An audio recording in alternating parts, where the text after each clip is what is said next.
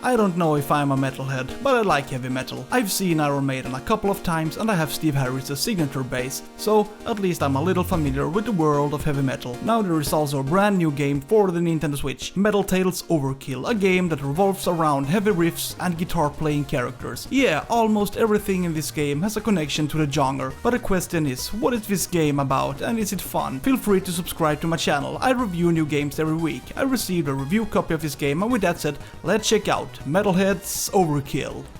I would like to say that this game is very similar to roguelike games in the same style as Binding of Isaac. It's a dungeon crawler where you move from room to room, fight enemies, avoid traps and find treasures. The point of the game is to get through a maze and eventually fight a boss. If you succeed, you will reach the next level where the procedure is repeated. The bosses can be said to be relatively complex. The developers have managed to create fights that require attention to the boss's movement patterns and different abilities. This is the game's first boss and it has a number of weapons at its disposal. It shoots projectiles and large blocks of ice. The boss also places himself in the middle of the room and causes the ceiling to fall down. I had to play through the game a couple of times before I understood what strategy to use. It's actually a good aspect of the game and the pattern is recognizable on most bosses. Rarely could I eliminate a boss without using a strategy. Unfortunately, there is a boss that is basically impossible, and this is also one of the game's big problems. Every time you meet this boss, it will create a rectangular fire formation. Look at these pictures. It's an awful lot of lag, to the extent that the game becomes unplayable. This is something that the game developers need to fix immediately. I have notified the developers, so I hope they will solve the problem as soon as possible.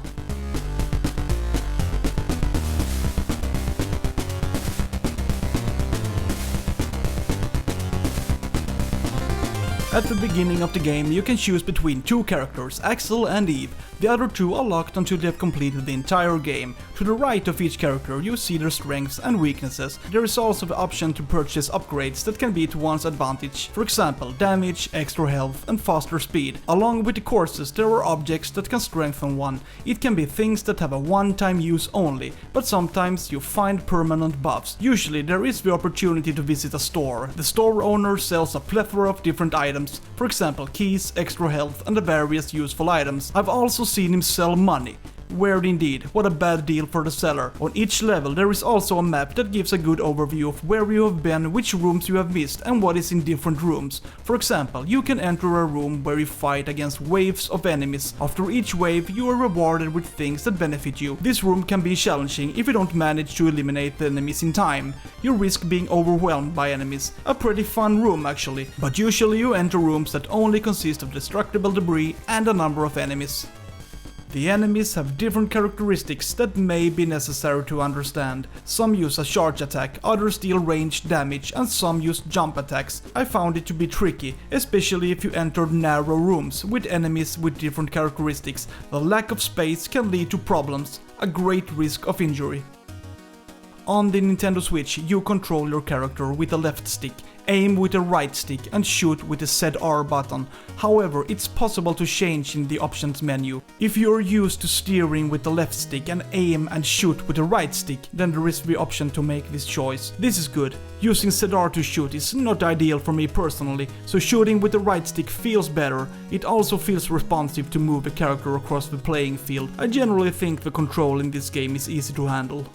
Metalhead's Overkill is a game that keeps a high tempo. The battles are sometimes hectic and you move quickly between the rooms, but there is one thing that slows down the pace in this game, and that is, in my opinion, a real problem: loading times. When you start a new game or complete a course, the game starts to load and you have to wait a long time. I was actually surprised at how long it took, so I had to count the seconds. Well, between 1 minute and 15 seconds to 1 minute and 25 seconds. I think it's a long time to wait and I wish this could be solved in some way. However, some metal music is played in the background while the game is loading, so time may not be completely wasted. An opportunity to experience the fantastic world of hard rock via a loading screen. The levels are experienced from a top-down perspective, and above all, I appreciate the game's animations and effects. I especially like what most projectiles look like. All furniture and objects are nicely painted and everything merges into one whole. The story is quite simple, but it's presented in a very nice way, like a comic book with animations. I think this is really cool actually. Your mission is to defeat an evil god who has turned guitar gods into zombies. These zombies have in turn turned their audience into minions who stop new metal bands from emerging. The game doesn't have too much dialogue, but on the other hand you have to fight against all the corrupt guitar gods. Simple, I like it. Metal Tales Overkill is a game that clearly has potential. It generally maintains a high tempo even if the loading times are a bit too long. It's also a challenging game with a gradual level of difficulty. It gets harder the further you go. Above all, it's fun to meet all the bosses, even if the boss who spawns fire is very difficult to kill due to lag. There are also lots of items that give the game an extra dimension. It's not always explained what each thing actually does, but you have to explore for yourself. There is also the opportunity to play co-op. You can choose the same character if you like. I have perceived it as the level of difficulty goes up if you play 2 players. It's especially noticeable on the bosses. If the developers solve the problems I experienced, this can be a really nice game. It remains to be seen what happens next. Feel free to subscribe to my channel. I review new games every week. Have a really good day. See you.